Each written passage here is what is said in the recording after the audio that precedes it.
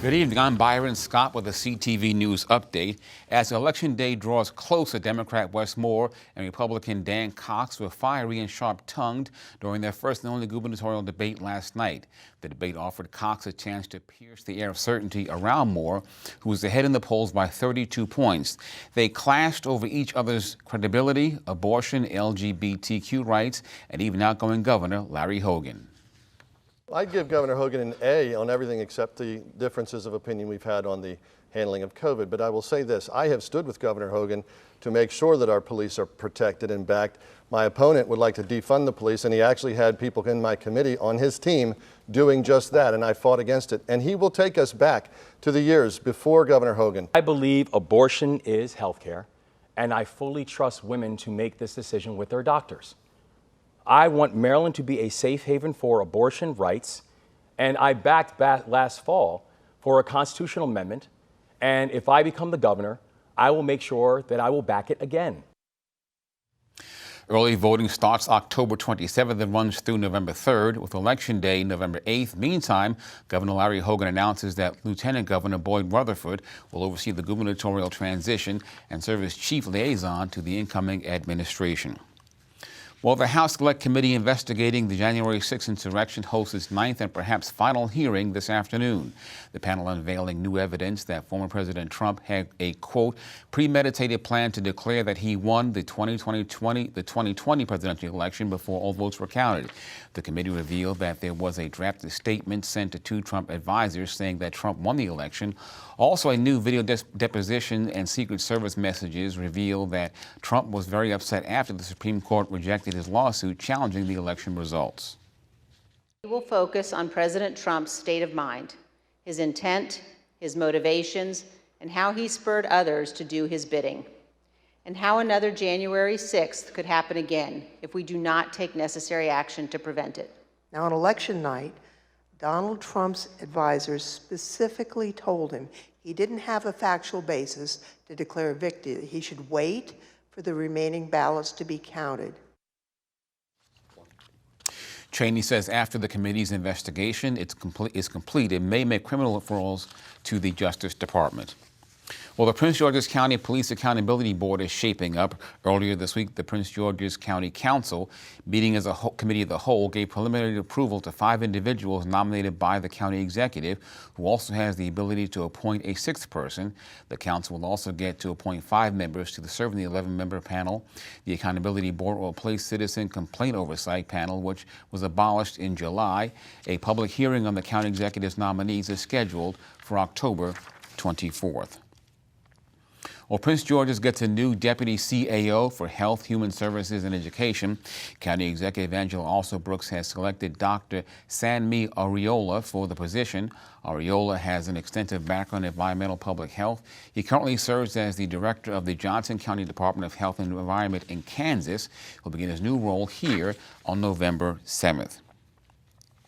Here are the latest COVID-19 numbers for our area. The Maryland Department of Health has confirmed 706 new cases.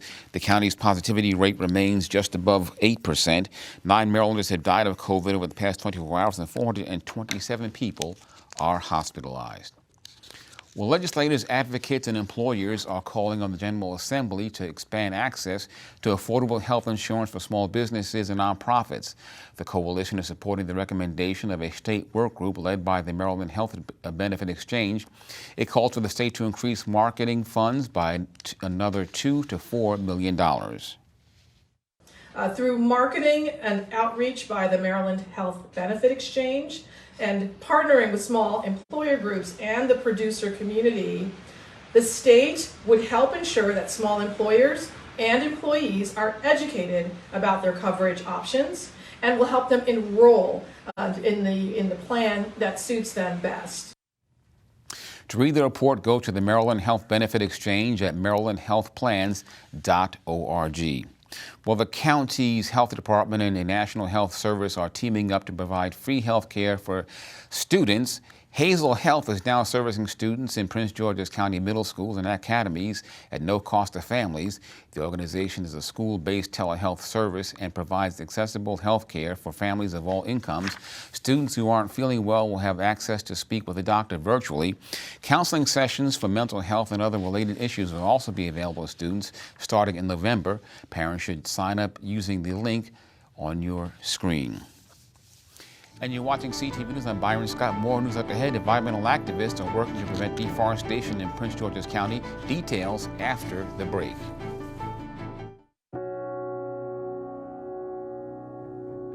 Do you remember our first group photo? This is it.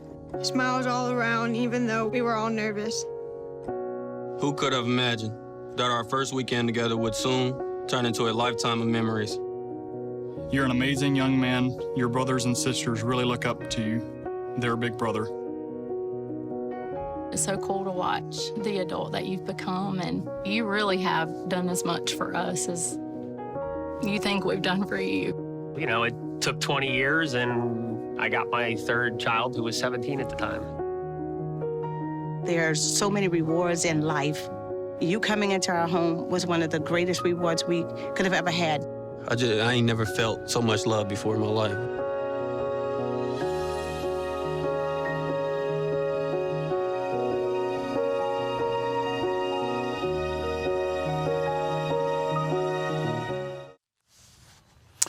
Welcome back. A recently approved zoning plan for the Adelphi Road Purple Line station could threaten a forested area.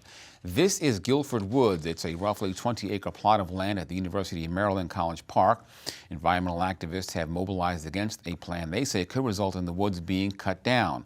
Opponents say the new zoning updates differ from the county's climate action plan. So the plan actually upzones this entire area, which is now a wooded area, to pave the way for housing development. The reason this is so is because a new Purple Line station is going to be built not far from here. Now, many folks who are supporting the preservation of these woods instead of developing them, we know that affordable housing is urgently needed in this area. We know that it's great to do that around transit stations. We are happy about the Purple Line, but what's really needed is thoughtful development that is climate friendly. So we need to redevelop already deforested areas and preserve our precious urban forests.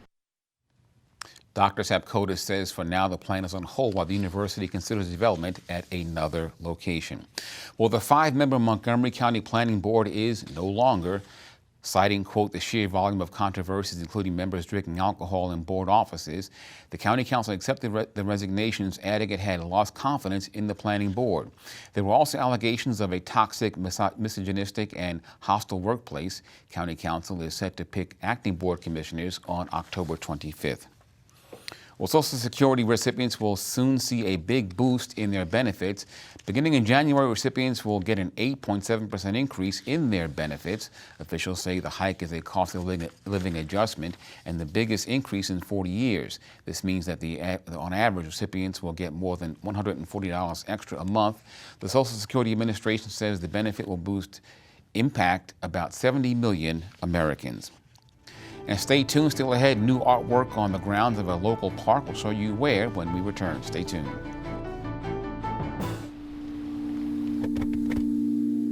And is this with the doctor or is this with the nurse practitioner? Fantastic. Dad, lunch. Got some soup for you. You are loved. Oh, you. Look at those freckles. This was very much. You are valued.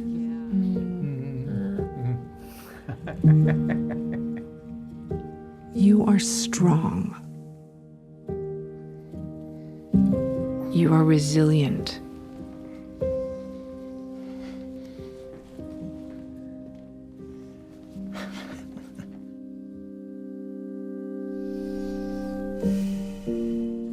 You got this. You're there for them. We're here for you. Find free care guides to support you and your loved one at aarp.org/caregiving. Welcome back. A popular park in Prince George's County gets a new work of art. This is Hyattsville's newest mural. The art display is located on the asphalt road at the David C. Driscoll Community Park. The colorful piece was created by the Neighborhood Design Center, which is a Maryland-based nonprofit. The group took the work of artist David Driscoll, who is also the namesake of the park, as inspiration for that mural. Driscoll, I should say Dr. David Driscoll, was professor of art. He was the authority on African American art in the country. And he promoted African American art throughout the United States and the world. There's going to be a plaque of some kind here to actually explain to people who visit here just who David Driscoll was. And hopefully that will inspire some of the young folks. The mural, the park is located at 3911 Hamilton Street in Hyattsville.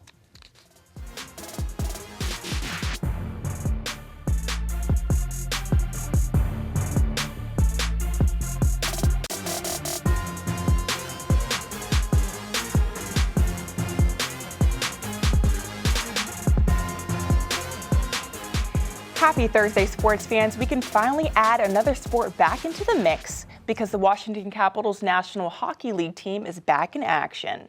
And last night, the Caps fell to the Boston Bruins 5-2. The Capitals were outscored in every quarter except one, but there's no time to dwell on the past because the Capitals play the Toronto Maple Leafs tonight at 7:30. Now, Wizards franchise player Bradley Beal has had a very special week. Following the team's open practice, Beal was honored by the city for his impact on the community on and off the court. And for that reason, the Council of the District of Columbia officially declared October 11th of 2022 Bradley Beal Day. Wizards head coach Wes Unseld Jr. had this to say. It's underrated. I think he's in an era of, guys moving from team to team. It's very rare to see a guy commit to a franchise this long. I'm sure he's had opportunities in the past, but he's made the decision and he's bought into what we're doing, and obviously organizationally bought into him. So. Now, I reported that the University of Maryland football team fell to Purdue last weekend, but they're quickly turning the page because this Saturday they travel to Indiana to play the Hoosiers in another Big Ten matchup. And this Indiana team arguably has one of the best offensive and defensive combos in college football. We got Indiana on the road, Big Ten game. Tom Allen, I've had personally a chance to go against his defenses, and Tom, since his days at South Florida as a D coordinator, where we played him a couple of times here. Saw him obviously as the D coordinator at Indiana. They play a fast, up-paced tempo offense that they try to get a bunch of plays. I think they're fourth in the country or fourth in the nation in tempo, which means they're getting over 80 plays a game. They've had a couple of games where they've had over 100 plays. And so for us, we've got to do a really good job on the defensive side of the ball of getting ourselves lined up, really good job of communicating and making sure that we got everybody on the same page as they try to play fast. The game will take place this Saturday at 3:30 p.m. And that's your CTV Sports Update. So I understand Dan Snyder making some headwaves. He's running amok. I mean, no stranger to controversy, but today, he supposedly we don't have any accurate information, but hired some private investigators to bring some other owners down with him. So look out. Talk about not going down without a fight, right? There you go. Yeah, literally. All right, let's check now our less controversial weather forecast. 3-day forecast tonight: showers and thunderstorms continue throughout the evening with a low around 47. Tomorrow, sunny with a high near 66. Saturday, sunny with a high near 71. Sunday, partly sunny, also a high near 71. And now for the community calendar. Celebrate community at the 2022 College Park Day. Families can enjoy magic shows, fun contests, live entertainment, and more. The festival takes place this Saturday from noon until 6 p.m. at the College Park Aviation Museum and Airport. The event is free, open to everyone. For more information, visit collegeparkmd.gov. That's our news for tonight. We'll see you tomorrow night. I'm Byron Scott. Good night.